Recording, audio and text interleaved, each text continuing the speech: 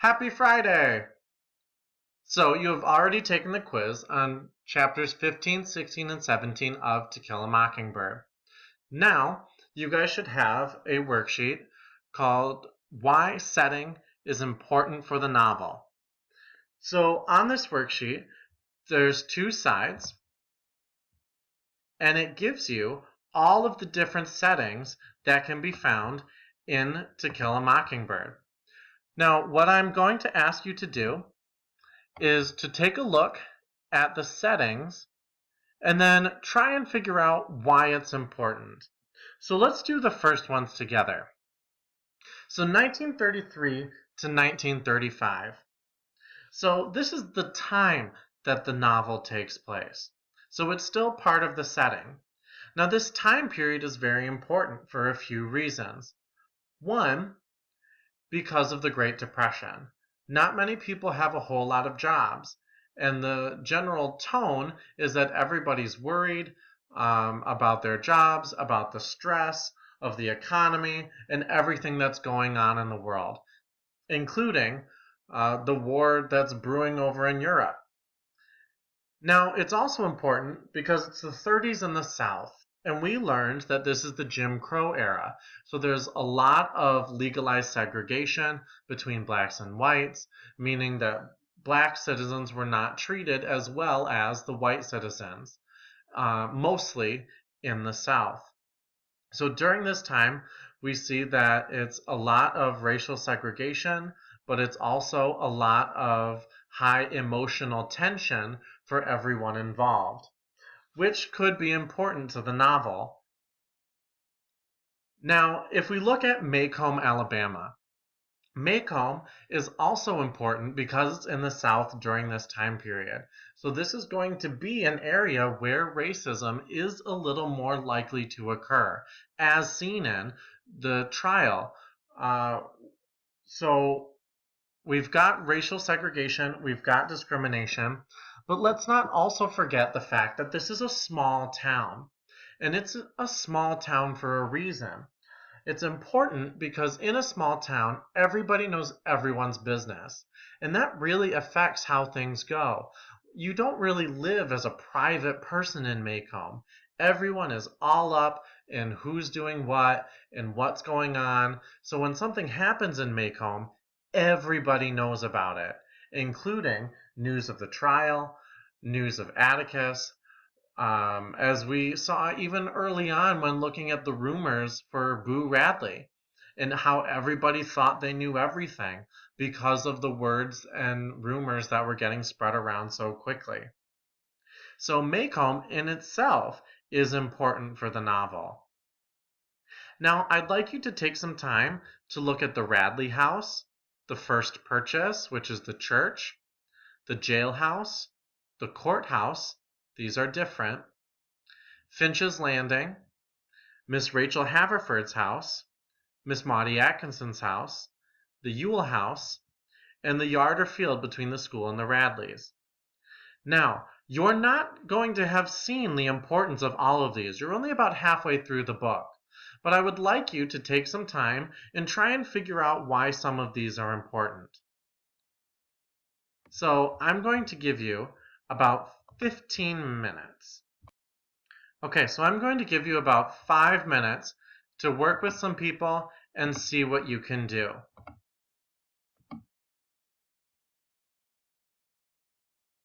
So again, in this 5 minutes, we're taking a look at what these places are, what happens there, but we are not just looking at plot, we are looking at why is it important, how does it affect the novel?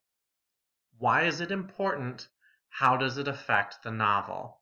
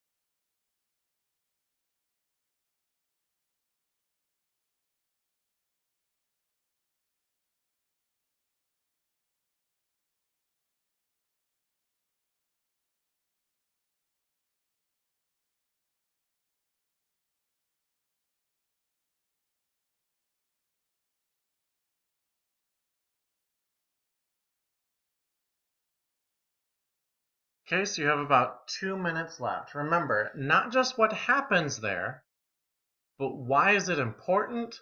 How does it affect the novel? So if you look at Miss Rachel Haverford's house, for example, Dill's aunt, if Dill's aunt didn't live next door, why is that important? How does that affect the novel?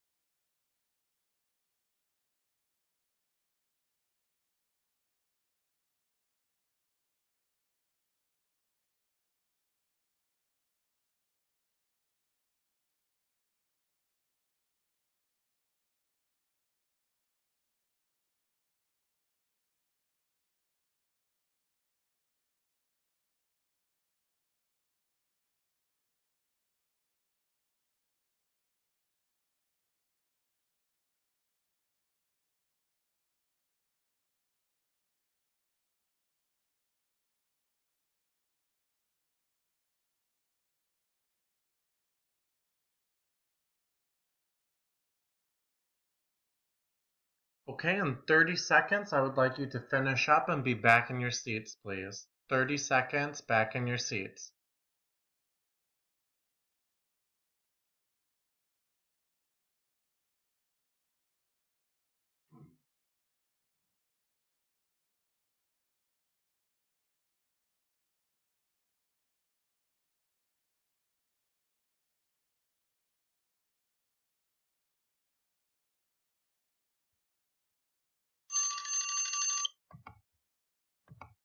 Okay, so if you haven't already, please make sure you put your name on this worksheet. This worksheet is not the homework for this weekend.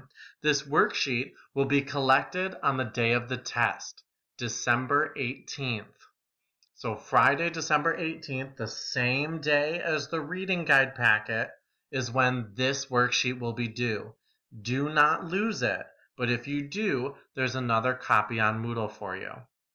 Now, please pause this video while you pass out the Google Maps project. Please pause and pass that out.